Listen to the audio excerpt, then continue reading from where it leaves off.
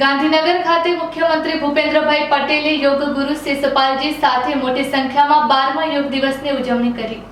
આંતરરાષ્ટ્રીય યોગ દિવસ નિમિત્તે ગાંધીનગર ખાતે મુખ્યમંત્રી ભૂપેન્દ્રભાઈ પટેલે અને યોગ ગુરુ શિષપાલજીએ ગાંધીનગર ખાતે યોગ કરી વિશ્વ યોગ દિવસની ઉજવણી કરી હતી। સવારે 7 વાગ્યે યોજાયેલા યોગ કાર્યક્રમમાં મોટી સંખ્યામાં નાગરિકો, રાજ્યના મંત્રીઓ, ધારાસભ્યો અને પદાધિકારીઓ જોડાયા હતા। એઆઈના યુગમાં માનસિક અને શારીરિક ઉર્જા આપતા આસન જરૂરી છે, કારણ કે આજકાલ આપણે દિવસનો મોટો ભાગ ડિજિટલ ગેજેટ્સ અને એઆઈની સાથે પસાર કરીએ છીએ। તેના લીધે આપણા શરીર અને મગજની રીતભાત બદલાઈ રહી છે। આ સ્થિતિમાં કેટલાક યોગાસન શરીર અને મગજની રિકવરીમાં મદદ કરશે। તેથી યોગ કરી શરીર અને ચેતાંતુઓને યોગ મારફતે સ્વાસ્થ્ય રાખવા જરૂરી છે। Report by Ashwin Limbachiya, Ahmedabad.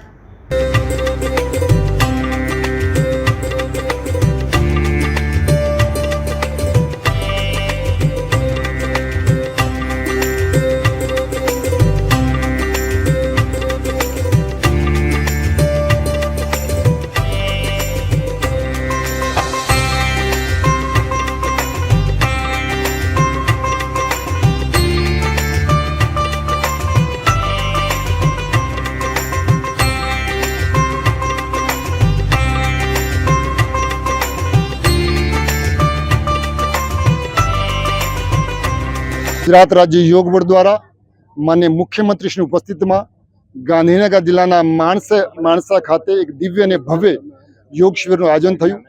ए आयोजन में राज्य मुख्यमंत्रीए पोते 1 कलाक रहीने योग कर्या अने साथे साथे ऑनलाइन देशना यशस्वी वडाप्रधान आदरणीय नरेंद्र मोदी जी कलकत्ता पश्चिम बंगाल थी जोड़ाया।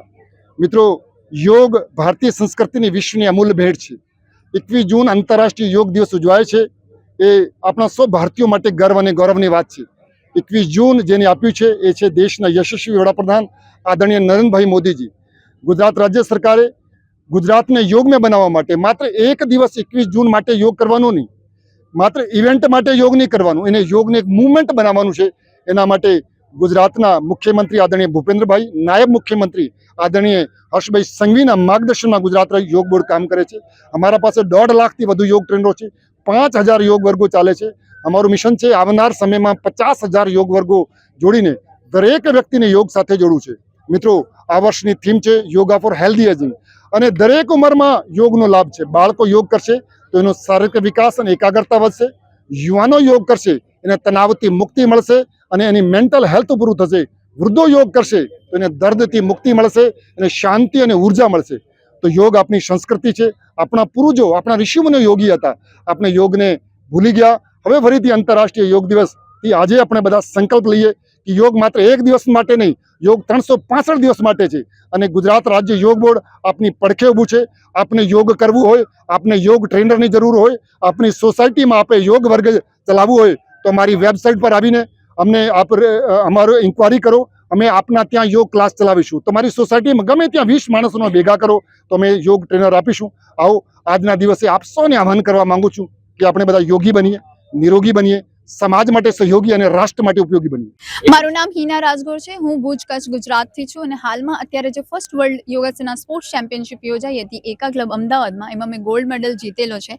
અને 2025માં એશિયન ચેમ્પિયનશિપ યોજાઈ હતી, એમાં પણ મેં ગોલ્ડ મેડલ જીતેલો હતો, જેના થકી મોદીજી જ્યારે કચ્છ વિઝિટમાં આવ્યા હતા ત્યારે એમના હાથે મારું સન્માન થયું હતું અને હું ખુદને ખૂબ જ સૌભાગ્યશાળી માનું। મારે યુવા વર્ગને એ મેસેજ આપવો છે કે આ જે થીમ છે એ છે યોગા ફોર હેલ્ધી એજિંગ। તો અગર તમારે ગરડા નથી તેવું તો યોગ જલ્દી ચાલુ કરો ને 21 જૂન પૂરતો ન રાખો। હા, તમારી એક સારી શરૂઆતનો દિવસ હોઈ શકે, બટ તમારા આખરી સાંસ સુધી આ યોગને તમારા જીવનમાં રાખો। એના માટે કહેવાય છે કે સતુ દીર્ઘકાલે નૈરંતરે સત્કાર સેવિતો દ્રઢ ભૂમિ। દેટ મીન્સ કે અગર દીર્ઘકાલ સુધી કોઈ વસ્તુનો અભ્યાસ કરવામાં આવે છે તો તમને સફળતા પામવાથી કોઈ રોકી નથી શકતો।